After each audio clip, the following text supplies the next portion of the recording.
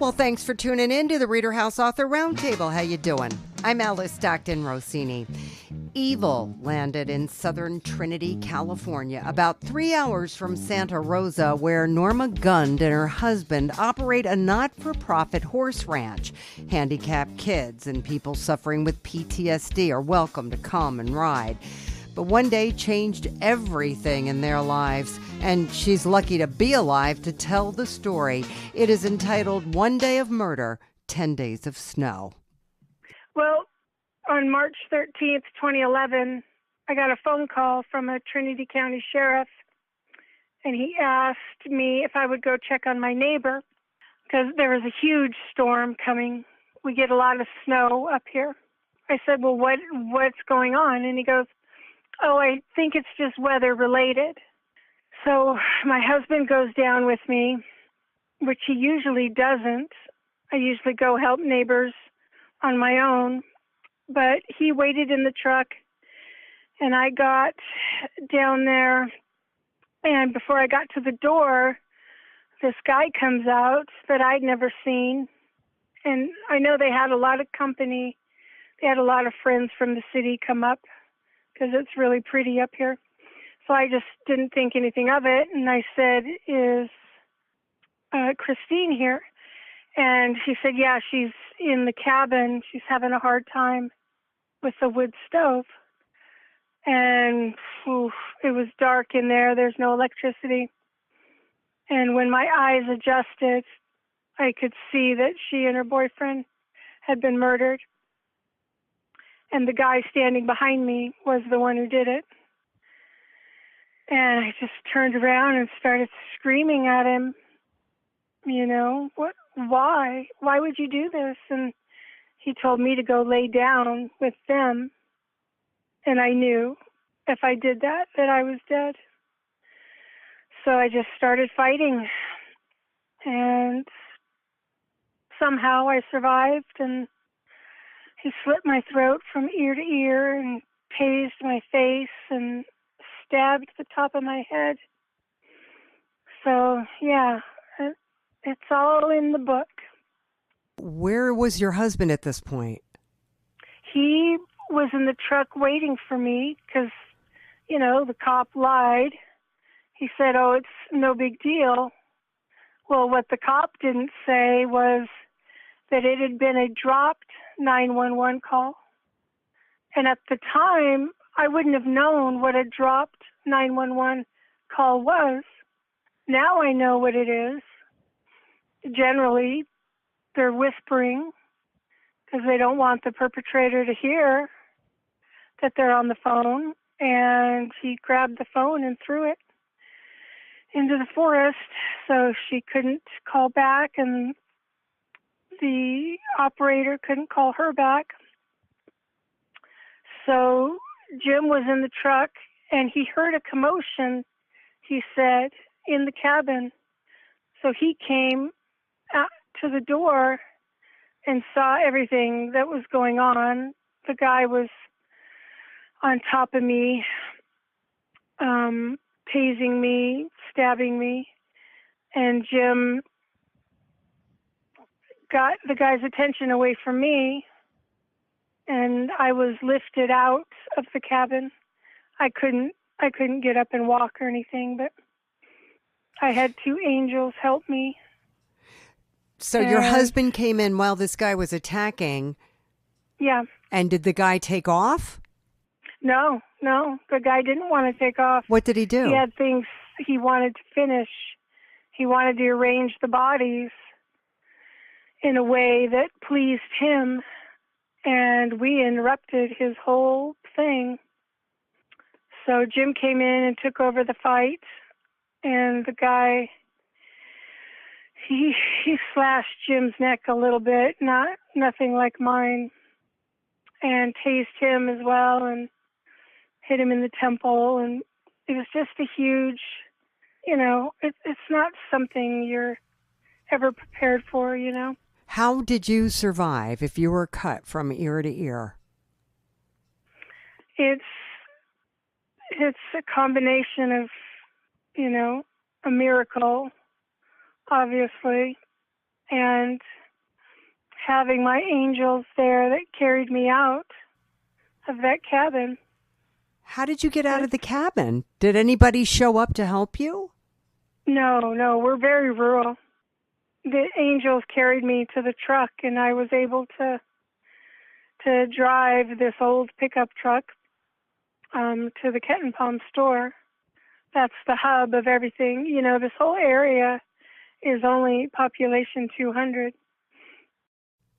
And did your husband survive? He did, yes. Oh, Norma, what a story. It happened in 2011. Why did you write it now? I started writing in 2016, but my lawyers wouldn't let me publish anything. They didn't want, the opposing counsel thinking, well, gee, they're going to be fine. She wrote a book. Well, you're never fine. I'm not fine today, but it took almost 13 years to get this resolved. And we did mediation in May. And boy, right afterwards, I told my lawyer, I said, I'm going to publish. And he said, okay, it's all over. You can do whatever you want. And you can say whatever you want. But I'd already written, In the book, do we find out what happens to the murderer? Yes. Okay. Yep. Everyone must know this story where you live. Yeah. But Trinity County really didn't want everyone to know the real story. They lied about it at the beginning. They said they lost the 911 tape, and then miraculously, a year and a half later, they found it. And parts of the thing are, they're in the ether. They're on the internet somewhere. I only listened to the part where my husband had called 911 from the Kitten Palm store where we all gathered. Did you go to the press or contact any reporters on your own to see if you could, get coverage on the way this story was handled? I don't, I've gotten a hold of so many networks and nobody's responded. I think they're worried about being sued by Trinity County or something, but what they need to know is Trinity County can't do anything. It's over. They're wrong. They admitted they were wrong. And I haven't really done any podcasts. I thought about it, and gosh, I'm pretty exhausted, It takes a lot to write a book, but what you don't realize is, you're going to have to start promoting it. And, this, I think you might be my second interview. And, I'll get in the swing of things and start getting out there. But I really thought there would be more, from all these true crime shows. Yeah. It's just, I haven't heard anything. But I haven't, really given my whole heart into it. But we'll see. We did do a thing. These two reporters came up from Sacramento, and it might be, if you look up Jim and Norma Gund, it's probably on there. And they did a nice interview. I didn't want to be on film, but my husband was, and they had a drone, and it flew over the area where this happened, and the new owners of the property had torn the cabin down piece by piece because the whole, our little town, I wanted to go down there and burn it. And not in a dangerous way, to catch the whole forest on fire, but we had our fire department and they were going to be there and help. And I guess the owner said he didn't want all of us down there, so he said that he would take it down himself.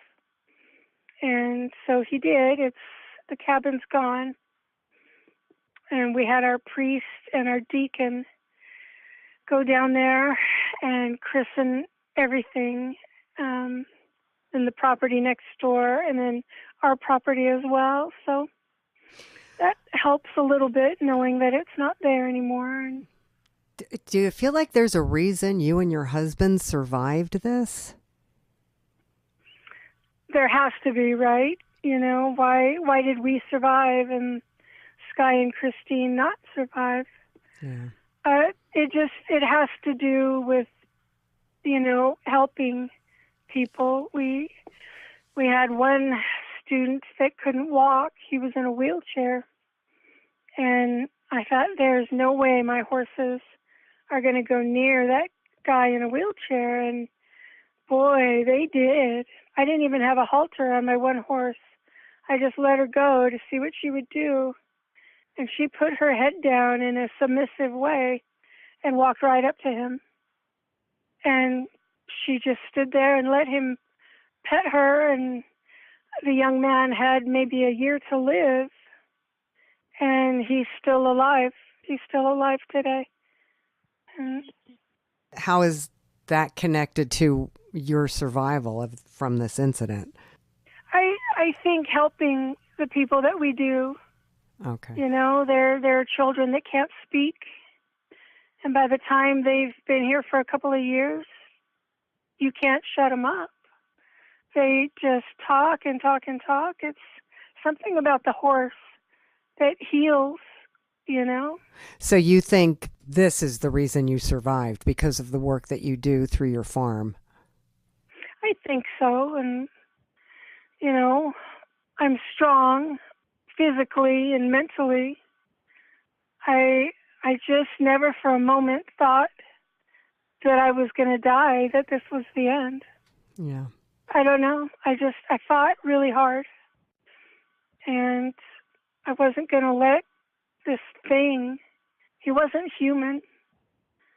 He was just evil, everything about him.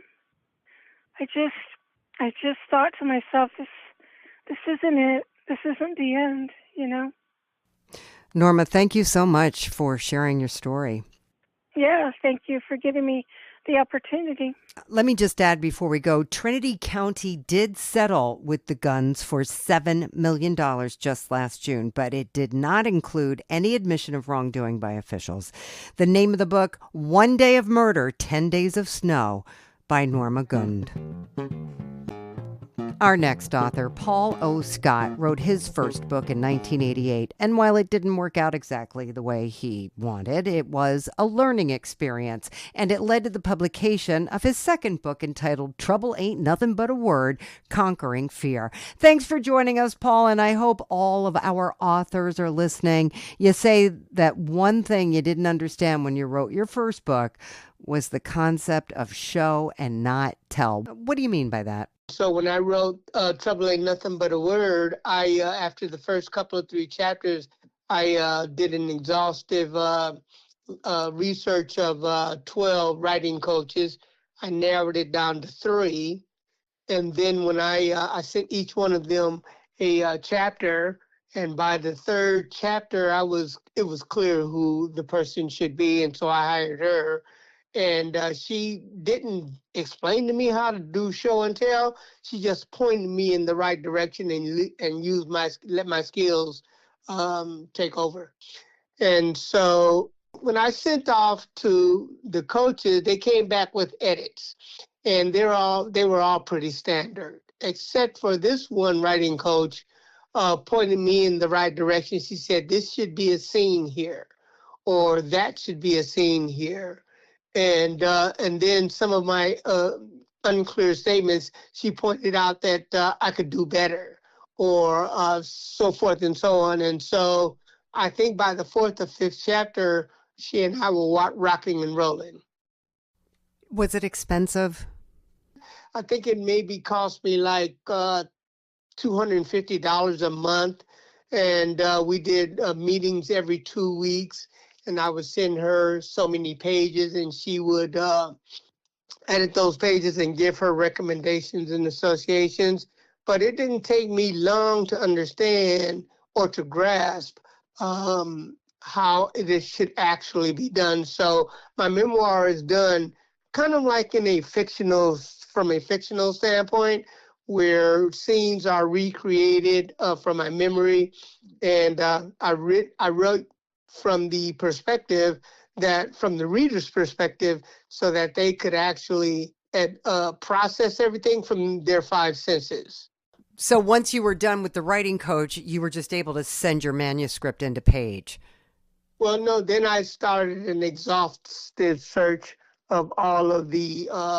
Actually, I sent it out to some publishing houses and got no responses.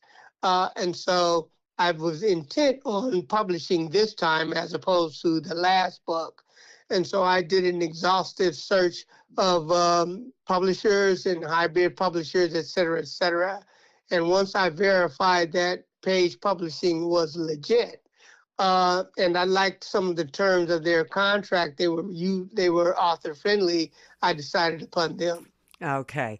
So your memoir begins with a massive heart attack that leaves you in a vegetative state with no possibility of recovery. That is pretty dramatic. Well, my first heart attack was in 2014. And if I had taken away from that what I should have, I may not have had the heart attack in 2016, but the heart attack in 2014 made me feel like I needed to try harder and do more things. And, I took reckless chances, went on vacation and did surfing, etc., scuba diving, that sort of thing. Kind of like trying to act like it was not as serious an event as it was. And then in 2016, I had the massive heart attack, and I was pronounced dead on a couple of occasions by first responders and doctors, and they didn't give me any chance of recovery. And then at the end of chapter 1, I list all of the neural functions that were lost, which was a complete list. And when I went into CNS, which was a Center for Neural Skills, which is an anoxic brain injury special facility in Bakersfield. And when I returned home, I was really in a vegetative state. I just watched TV all day and all night and that sort of thing. But then it became clear to me after a while that, that wasn't me to just give up and accept what people told me I could no longer do. And so I started the long road to recovery. I am now a fifth grade teacher. I've been teaching kids for the last 3 years. I plan on doing a couple more years until I become a 5-year veteran, which means that I retire with Starr's pension. And but most of all, I didn't want to go out the way. It was a forced retirement in 2016, but I decided I wanted to go out on my own terms. Well, it sounds like, too, that you had some reckless behavior going on, right? Alcoholism, drug abuse. Oh, yeah, I got that from my father. And you could say my behavior was reckless or fearful. Just depends on how you view the half empty or half full glass. Well, I mean, was this behavior when you were younger? Because it's, Yes. From what I understand, reading your synopsis, there was physical abuse, ever-present crime. What was that? Oh, I was I was wired as a criminal from the very beginning, and so I engaged in stealing and all sorts of negative behavior. But it was just what I decided I wanted to be until I began having children, and I began to reflect upon that behavior and what I wanted to instill in my children. I finally found love, and that was a turning point. Those two were turning points for me, and so I ended up teaching for 20 years. I was a political organizer for the California Teachers Association. I was responsible for 30 chapters, teaching chapters, all things political. And I was also a regional UNISERV director for California Teachers Association, responsible for negotiations, member issues, et cetera, anything related to union work. Wow, so you've done a lot. So when you Yes, and I don't know if you've noticed, I have several commendations from elected officials here in California. The top one being with the former Lieutenant Governor John Garamendi. I have one from the Assembly, one from the congressional districts, as well as Board of Trade. wow. Wow, you've got a list of accomplishments there, but it kind of all went out the window when you had a heart attack, and this book is how you brought yourself back. That is correct. I did it as a memory. I began as a memory enhancement. But one thing I discovered when I was at the Anoxic Brain Injury Institute was that a lot of things that were inside and in my mind never left. They came flooding back with each prompt that I was given to name a frame, a picture, or call a name. And as soon as I figured it out, then a host of other things came flooding back. I got to the point where I realized maybe my brain was rebooting or it was developing new pathways. Yeah. That's amazing. That's amazing. So nobody's going to tell you no. Nobody's going to tell you you can't. And that's the message for everyone in this book. That is, and I will also say that nothing gets my blood flowing more than being told I can't, or being dismissed or misjudged. That's what really gets my blood flowing. And so I turned 70 this past October, and I don't feel anywhere near 70. I feel like I got a break. By having the heart attack, I was out of commission for 4, 5, 6 years. As a result, I wasn't working, and I was just at home. And so I feel like, I still have so much left in the tank. Yeah. That I see it as a blessing in ways. Yeah. How are you telling people about your book? Well, the book has been picked up by the UK, United Kingdom Rare Waves. They are the Amazon of the United Kingdom. Okay. It's also on Amazon. It's also been developed into an Audible book. And so it's being advertised on Amazon as well. I have tried to begin, because I was self-published, going through Paige Publishing, I was self-published. I did not do it with the benefit of having a traditional publisher market the book. Right. But I've done some marketing on my own. I have a Facebook page, an author Facebook page that Paige Publishing set up, that I am now just beginning to put into development. I have an Instagram page as well. It is on X as well. And so I'm using numerous press releases have gone out, and so forth and so on. So, I'm really, this is really only the not the end of the first year, but I'm like maybe 6 or 7 months into the first year. And so it's a process for me. And so there's just a lot of work left to do. And one additional thing I wanted to add before you go. The book has received 3 Best Book Awards so far. It has received the Best Book Award from the Nonfiction Authors Association, the silver winner. It has received the Best Book Award for the Literary Titans. and he just received the International Impact Award for Best Book as well. Great job, Paul. Great job. You going to keep writing? Oh, I'm halfway through my the first book. I'm redoing it, revising it, and putting it in a better shape. And I'm looking for that to come out sometime before July. It was a pleasure talking to you, Paul. Thank you so much. Paul O. Scott, Trouble Ain't Nothing But a Word, Conquering Fear. You take care. A traveling salesman based in Baton Rouge, Richard T's book is entitled Living a Dream, which was inspired by a baseball dream, right?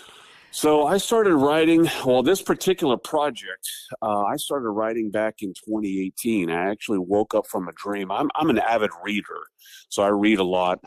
And so I woke up from a dream one morning, and I turned to my wife and I explained to her the dream. And I said, it's an interesting thing that I just dreamt about, and I've never written a book. I'm just going to write and just see where it goes. And there was never really an intent to publish or do anything like that. But as time went on and I started to put it together, I started to think, well, shoot, maybe I'll go down the avenue of publishing this thing.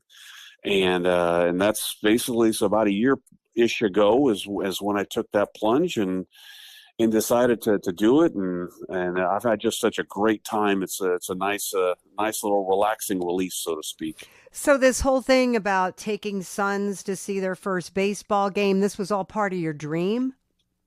No, so the dream was more the ending of the book. Okay. So as I was writing the book, I had to take, I'd never written a book before ever. But I've read enough to, so I kind of knew kind of structure and things like that, but I had to pull from somewhere as far as how do I put this together and make it a story. So I took a lot of autobiographical things and dreams that I've had over my lifetime. When I was a young boy and going to my first game with my dad, and the whole opening scene of the book in San Francisco, because I was actually born and raised in San Francisco, driving up the coast and going to see the Giants play, and you see the ballpark off in the distance. That's all stuff that I experienced 100 times over. And so I was able to take that and get back into my memory and try and write into words those experiences and those feelings and the visions. So tell me your story. Well, the story itself is the concept in a nutshell is basically, an average guy, middle-aged man, kind of like myself, who wins a radio contest, and he goes to an event that he's wanted to go to as an adult, and that experience leads him to go basically live a childhood dream, kind of out of nowhere. So the book itself starts with a middle-aged man. He's actually the son who will be brought in later in the book. But anyways, he's taking his son to his first baseball game to go see the Giants play in San Francisco, but he has to go get tickets from his dad. So they drive up to the grandfather's house to get the tickets, but the grandfather is the one who ultimately experiences living the childhood dream. So the middle-aged man, the father, is hoping that the grandfather will tell this story of his life, this experience that he had, to his grandson. So in the process of going up there, the father is trying to get the grandfather to tell the story, and the grandfather's, I'm not sure, it's been a long time. And but the grandson's kind of walking around this office den room, and he sees this baseball, and he holds it up and he shows the grandfather, and he says, what's this? And the grandfather, seeing the grandson holding the baseball, all of a sudden, the inner workings of the memories start to happen. And so that's when the story kicks in, and it talks about there's the rest of the book is essentially a flashback of the grandfather as the middle-aged man at that point. And he goes to a fantasy camp, because the Giants do this. I don't know if every baseball team does this, but the Giants do what's called a fantasy camp in Scottsdale, Arizona, and middle-aged men can go down there and for a couple of weeks, and they can play baseball and get to see the legends of the game and all this other stuff. So, anyways, he wins the radio contest to go to this fantasy camp, and so he goes down there. And for the 2 weeks, he's just like a kid in a candy store. He's diving all over the place. He's just having the time of his life and all this other stuff. And, there's got to be some fantasy in the story, right? Otherwise, it doesn't go anywhere. Well, the Giants organization kind of see him out there doing this stuff. And they say, and they approach him. They pull him off to the side on the last day of the camp, and he thinks he's done something wrong. And what they do is they say, his name's David. They say, David, listen, we've never, ever, ever done this before. And no, we're not signing you to a major league contract. But what we want you to do is we love the way you play baseball. We love your enthusiasm and how you go about doing it. We got these kids down in the minor leagues who have all the talent in the world, but they just don't play the game with heart. And we're hoping, will you go down there and play baseball for over the summer and just do what you've been doing here? And we're hoping your energy will rub off on these kids.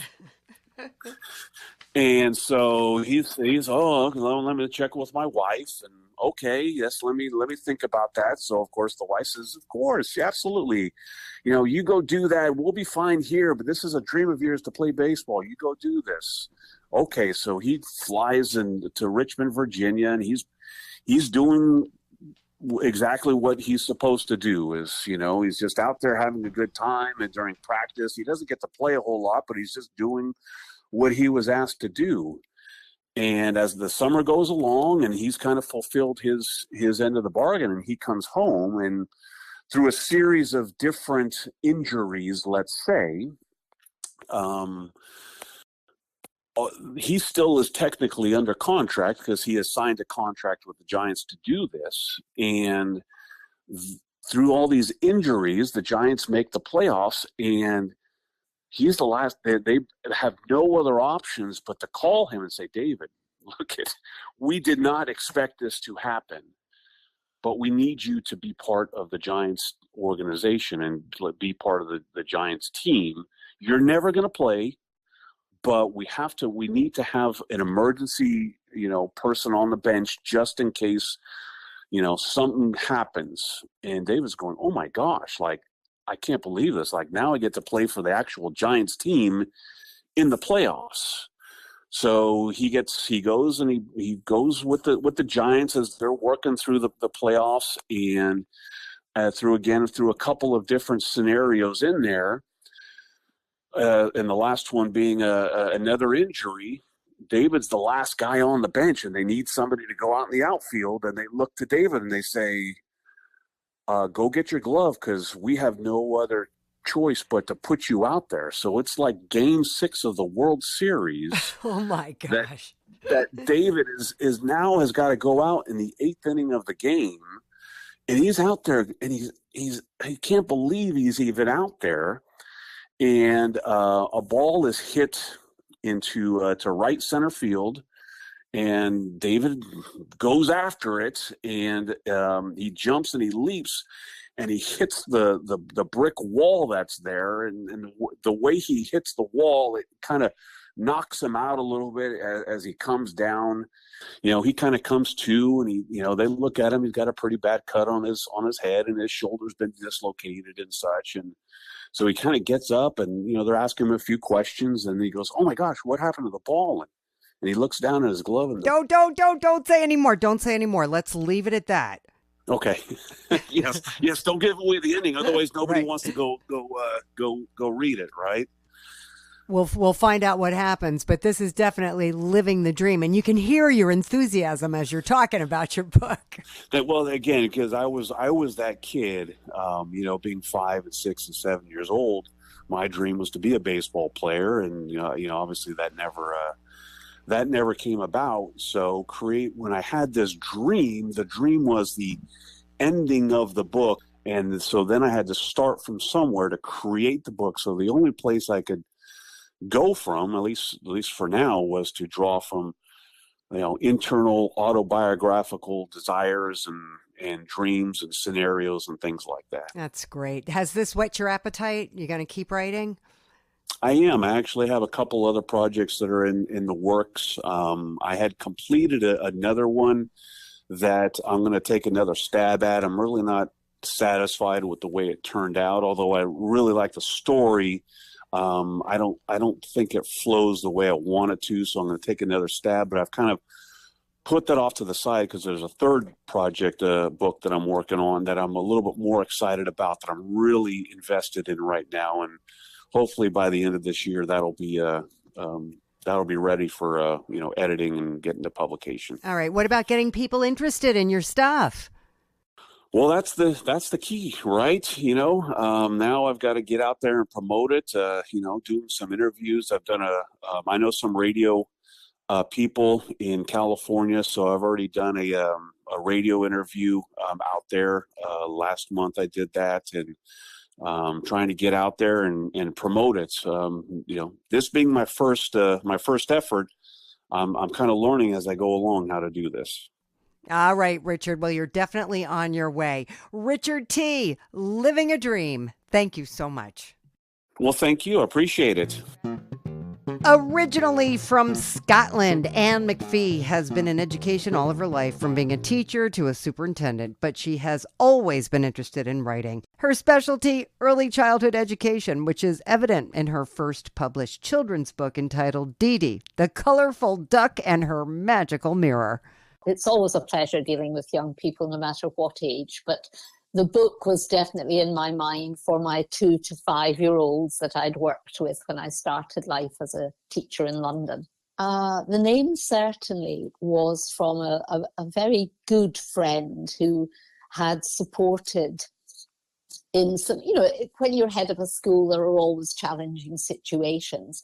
But in conversation with him, I realized that his teenage daughter was having some really challenging teenage type difficulties in what I would term the modern world. And therefore, getting Dee Dee, originally it was Daphne Desdemona, and I just shortened it to Dee Dee. And it was Daphne who just made me think of wanting to write something that was light, bright, and a little sort of fun. I had in my mind this little duck that adored colour.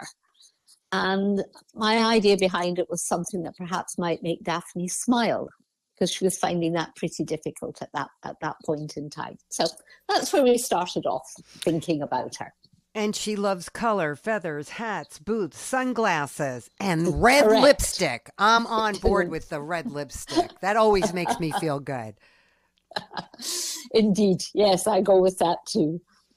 And Mabel, who has one eye and enormous eyelashes, is kind of her mentor, maybe?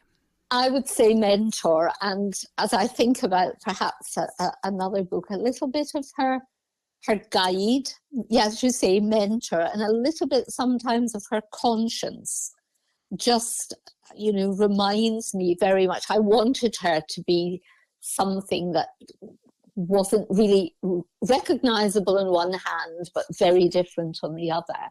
And just someone who's always there for her to guide gently, or to have her, as happened at the end of the book, just to think about how fortunate she was, and to think about herself, not always wanting to be like other people. So embracing the positive things about ourselves. Exactly. Well, how do you lay out the story? I suppose because it's obviously the first children's book I've ever written, I just had in my mind how I wanted her to be. My initial thinking was a rather goofy little duck who was just loving life, was forever in her, if you like, as a little one would think about her dress-up box, thinking what she was going to wear. And a very patient kind of mother substitute in Mabel, who was giving her that ability to pick and choose. I have a little international granddaughter who chooses all her own clothes, and that looks just as goofy as Dee Dee. And just thinking it through, I wanted to be clear the message I wanted to achieve by the end of the book, but not being heavy-handed about it, keeping it light, keeping it colourful, because when little ones learn to read, as you will know, they learn, first of all, just by turning pages, whether it's front to back, back to front, or starting from the middle. And if they have an adult who shares that with them, they develop that listening skill as it's read to them, and then they pick out the pictures they like and the colours they like. So that was all in my mind as I was trying to figure out what the story would be, was just thinking about a 2-year-old flicking through to maybe a 4-year-old, picking out words that he or she knows and can practice and can talk about what they like. So it started from that, and then the story just kind of evolved over several months of just writing it, leaving it, go back to it and thinking, oh my goodness, that's terrible, and amend what I'd written in the first or second attempt. Yeah, a lot of rewriting. Yes.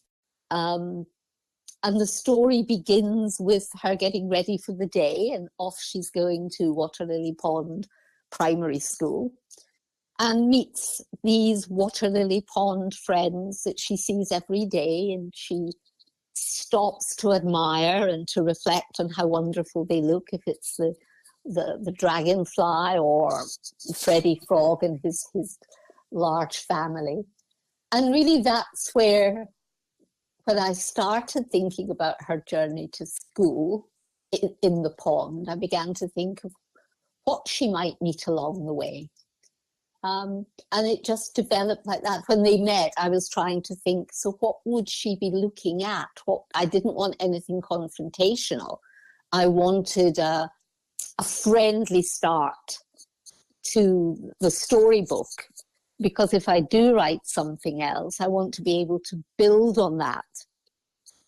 So it literally was that, seeing the journey in the pond, and then thinking about the people she'd meet and what she would think about them.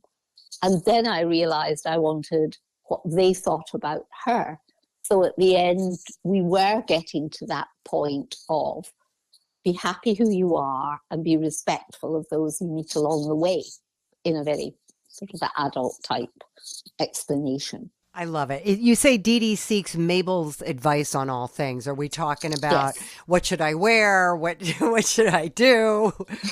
Well, I think when we get towards the end of the book, when Mabel talks to her quite gently but seriously, and sort of gives her the idea that she, might want to think about how others might want to be like her. She says to Dee Dee, I think you should love what you have, Dee Dee, and just really enjoy the beauty you see in others.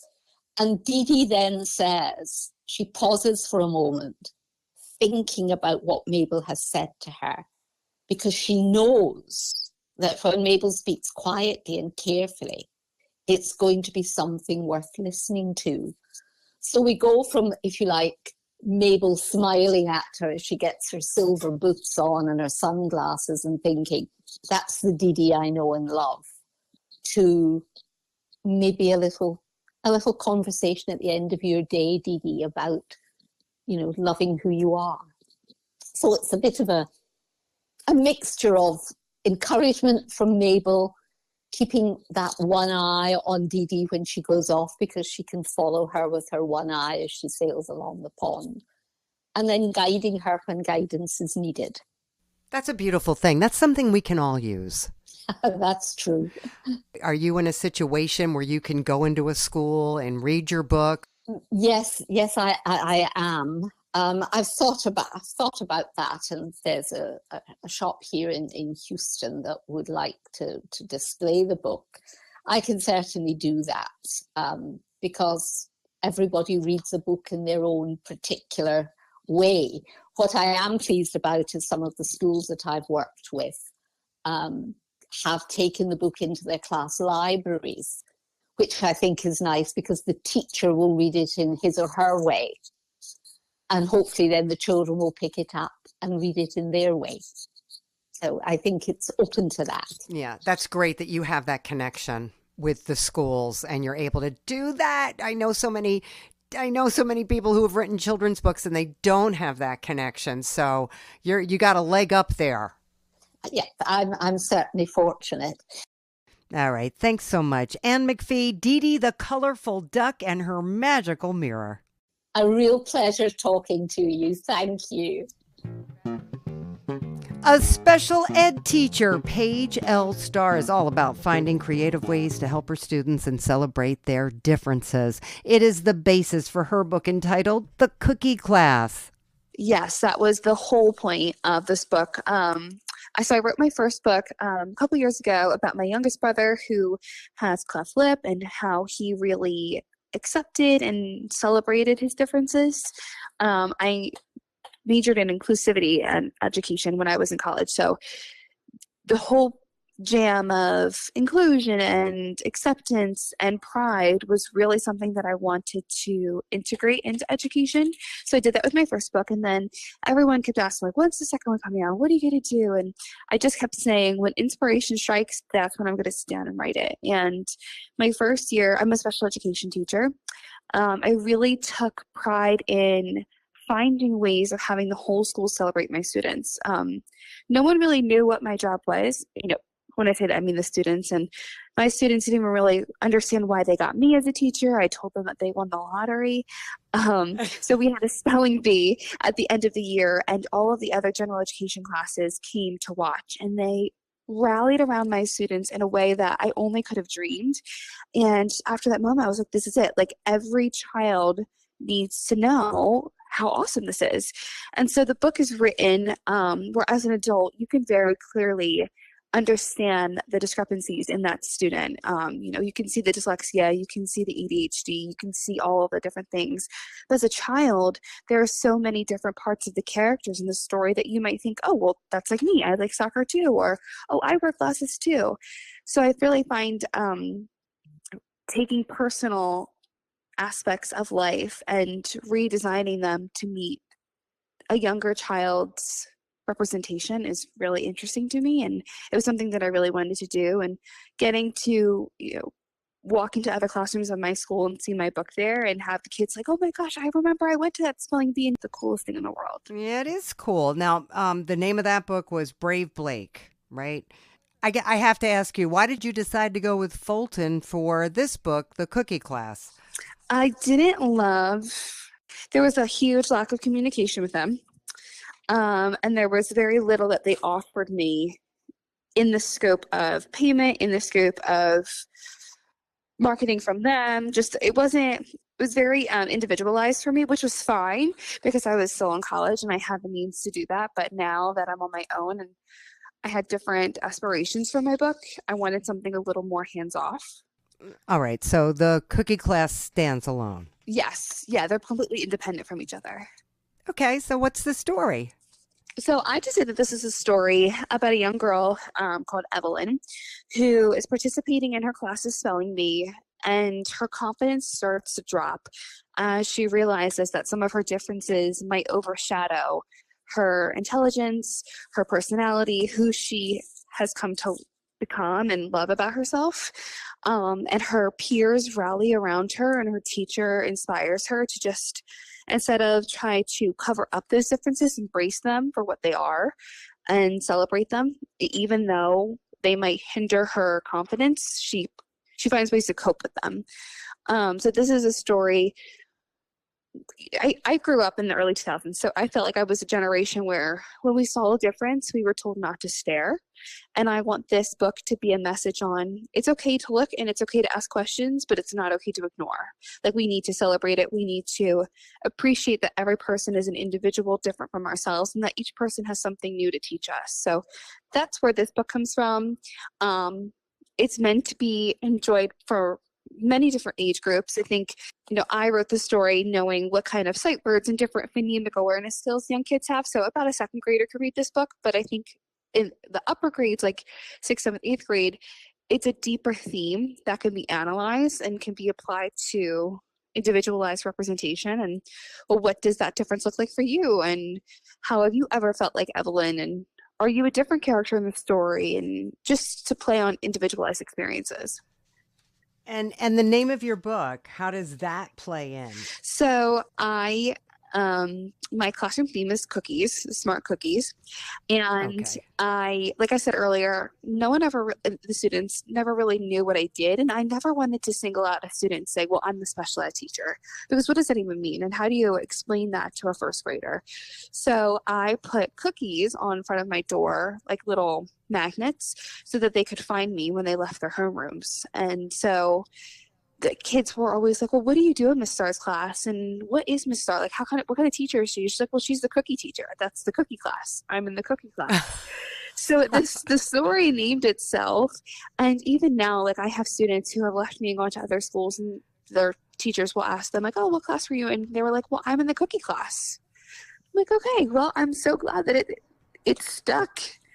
And it seems that you are making progress because of the outpouring of support that you got with the first book. They probably can't wait to see what you're going to do with this one. Yeah, and they love it. And what's so funny is I love to keep my students in the loop, because when you're a teacher, you become really good at talking to kids, almost better than you can talk to adults. And so I tell them all the little things. And I remember reading the story to them, and she was like, the girl who Evelyn's kind of centered around loosely was like, that kind of looks like me. I was like, this kind of is you. And she was just so pumped, and she talked about it for weeks, and she just couldn't wait to read the story at home. And it's really cool how they're like, yeah, we do that. And like, do you think other schools do that? And when are you going to do the spelling bee again? And can I be a part of the spelling bee? So it's really cool that not only does it inspire inclusion in a hidden way, but it really, it makes kids want to interact academically, which is always awesome, especially in this age of technology where we are finding more kids who want to interact with like hands-on things, which are fantastic, but it brings back to the central goal of how can we grow academically, which is, every teacher's goal. That's everybody's goal. Without that, where are we? Exactly. You're really lucky that you're in a school that's embraced you like this and embraced your books. Yeah, I am. I think I didn't realize that I majored in inclusion. And so I didn't realize after I left college how little inclusion's talked about in the education scope, and it's still really a fairly new concept. And I came to my school like, well, what do you mean you don't do inclusion? Like, I thought everyone did this. And so my school and my colleagues have really done a great job at supporting me, supporting my students, really trying to make the effort to show up when there's a minute to be, really making all of their general education students accessible to be included. It's just, I'm very lucky to be celebrated in a meaningful way. And I think that I have made true friendships, and I like to think that I taught them something about inclusion as well. And education is so awesome because you never stop learning how to be better as a teacher, as a student, as just a human. There's always just something more to learn, and to be able to be in an environment where we can learn from each other in a way that doesn't make you feel less than is really awesome. And I'm very happy to have colleagues and peers and administrators who celebrate my book, celebrate my message, and try to help me further establish what that message looks like in our space. So what's next? I don't know. I don't know. I'm just trying to enjoy it. I'm trying to not put pressure on it. I love what I do, but it is a job. And I feel like writing for me is something that I find so much pride in. I find so much enjoyment in, and I never want to put pressure on it because then it becomes work. So I'm just letting the chips fall as they do. And the kids, I think it's really awesome. At the beginning of the year, I show them the books and we read them. And I like to take the first month of school as character building, as social emotional learning our environment. So we do read the books, and they go along with little activities. And it's really cool to watch them just follow along through the illustrations in the beginning of the school year. And then at the end of the school year, when they want to read them again, they can read them. That's really awesome for me. I would love to get to a point in my life where I can just only write books and be, on Good Morning America and be that kind of author. That would be so fun, but just trying to practice what I preach at this time. Yeah, and get this in every school. Yeah, yeah. And I think, I have so many friends from college who work at different schools, and they'll send me pictures of, oh, my student read this book today of yours, or they asked about this. And that's just so awesome, because at the beginning, even with Brave Blake, it was never about how much money I could make or trying to make a career change. It was just, if this story helps one kid feel awesome, I won. If this story reaches one classroom, I won. And to see both of my books be so integrated into classrooms and like home life and wanting to motivate kids to read, like, it's just the coolest thing in the whole wide world. And they always say, like, once you win an Oscar, no one can ever take that away from you. And that's how it feels being an author. Like, no one can ever take that away from me. And it's so cool. Can't take your enthusiasm away from you either, Paige. Paige L. Starr, The Cookie Class. Thank you. Awesome. Thank you so much for everything.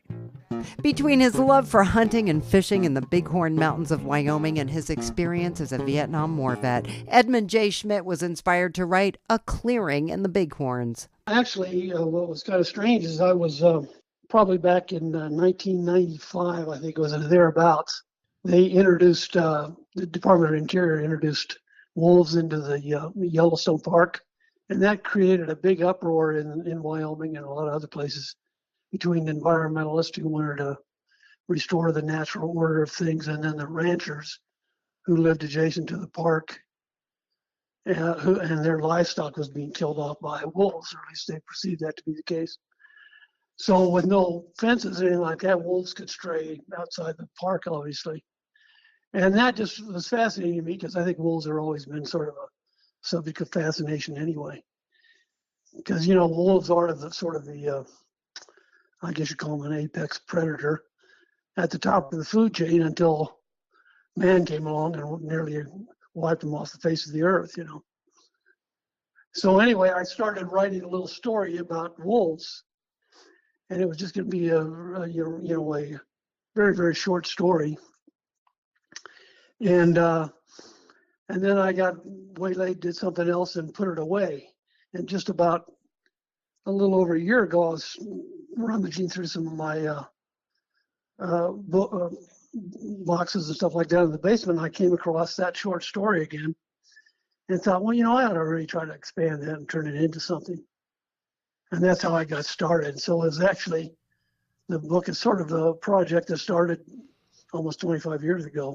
Okay. And then I went back in, and this time I introduced a hero and characters and stuff like that, and made it kind of a two-part type of thing. One being the storyline with the wolves following my hero in the mountains of Wyoming, and then a second issue with these survivalists or crazy religious fanatics chasing after my hero, this Tully Davis, and he's trying to save a young girl and her grandfather from these guys. So it was a kind of a parallel story. And it's all kind of stemmed from the fact that I used to hunt and fish and backpack up in the Bighorn Mountains of Wyoming, which is beautiful wilderness country. And so I knew a lot of the areas and names and stuff like that. So I was just trying to convey that whole experience, and it just turned into and evolved into a story that way. So your main character is Tully Davis. Yeah, he's again a Vietnam vet. They say when you're writing, you should write from your own experience or whatever, and that's what I tried to do. At least I know something about that.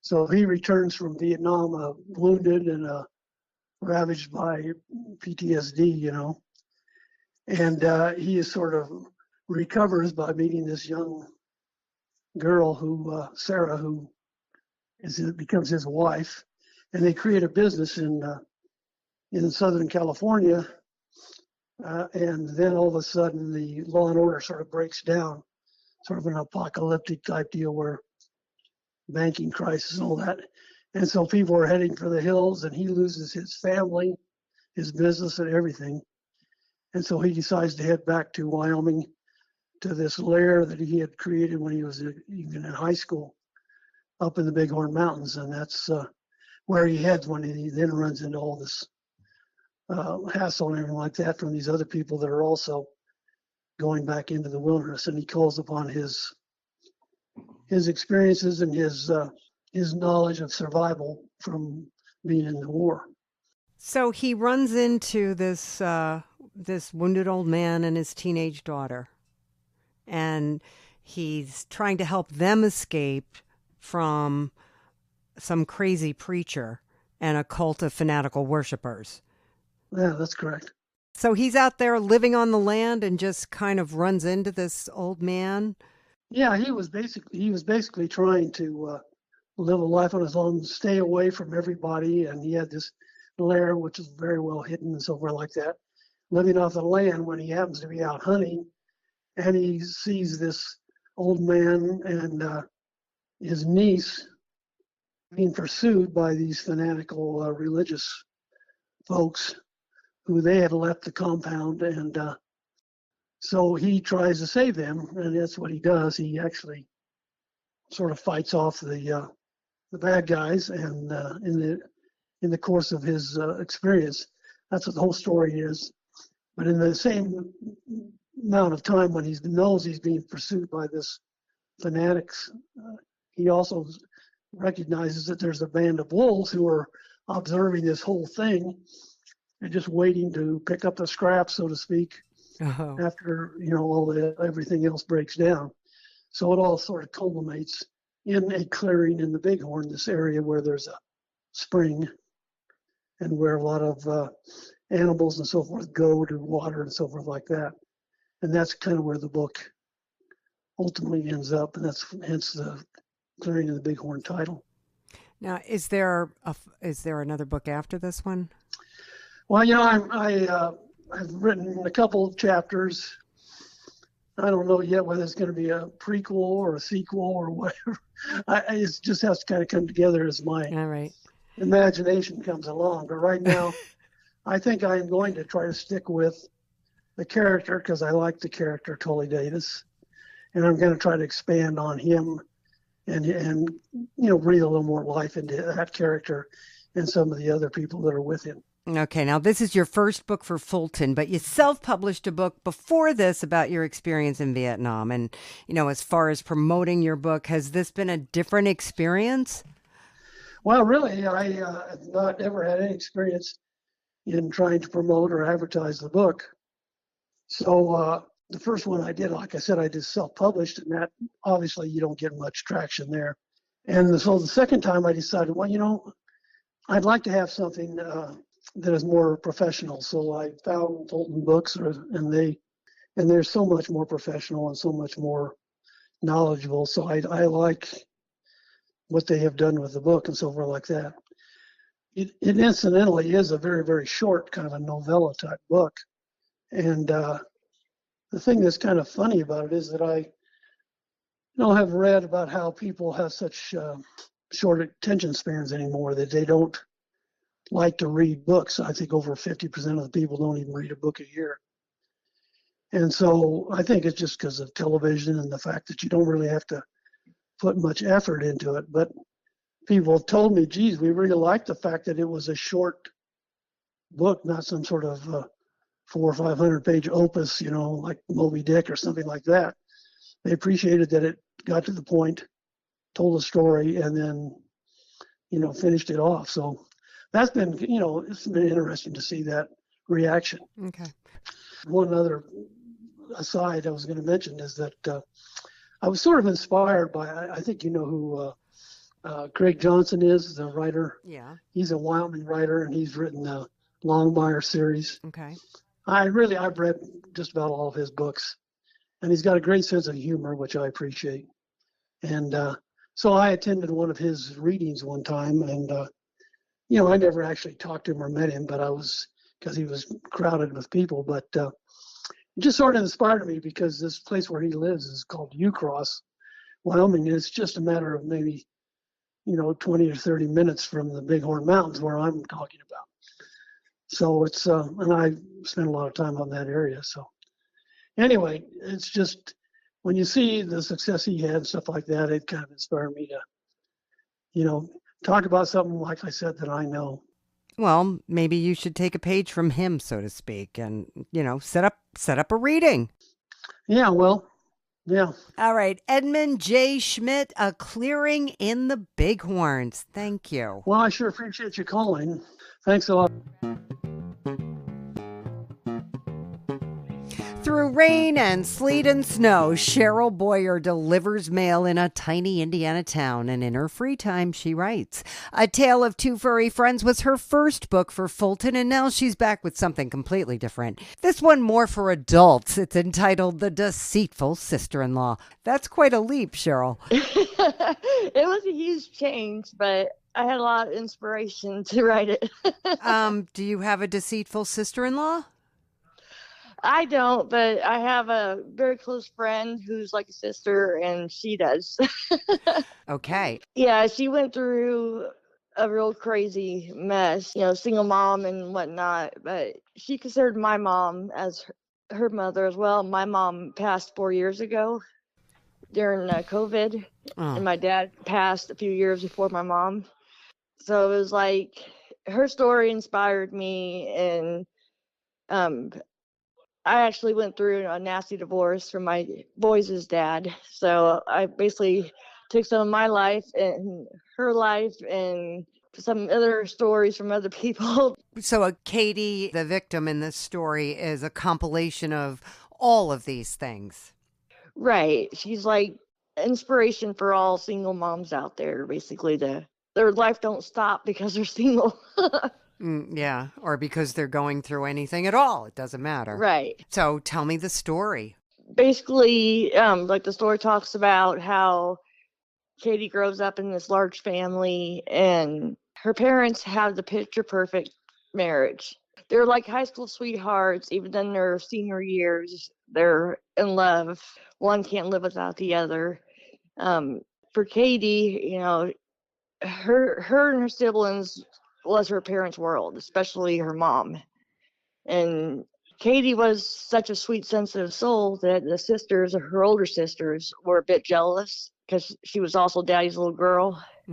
So they pressured her into starting dating when she wasn't thinking about dating. She was just, wanting education. Her mom, had told her whole life, you got the smart, you're going to make it, you're going to be somebody. So she wanted to prove to her mom that she was right. And her sisters, they wanted to derail her. So they end up derailing her. What did they do to her? They got her to date a kid in their neighborhood, and her parents warned her, he's not for you, he's the bad boy, you're a good girl, stay away.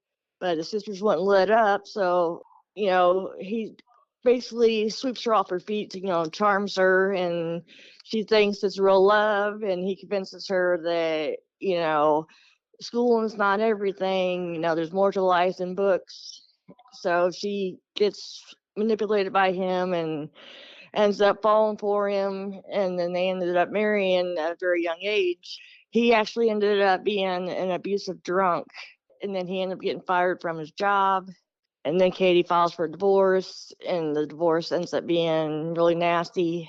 Later on, Katie's mom sets her up on a blind date because Katie's mom was working in a diner, and this real classy gentleman was there, and basically was like, I like you, you're good for my daughter. But Katie was like, no, I went on other dates. I'm done with dating. I just want to focus on my career and the kids. But she wanted to make her mom happy. So she agrees to go on the blind date, and they end up hitting it off and so forth. The dad agrees that he was good for his daughter. And then he himself, though, was hiding secrets about his family, especially the one sister, the oldest sister, because he had 3 sisters and a brother. And then his mom was a single mother, but it was like she was crazy, like the whole family was crazy. And he hid it from Katie just so he can get her to date him.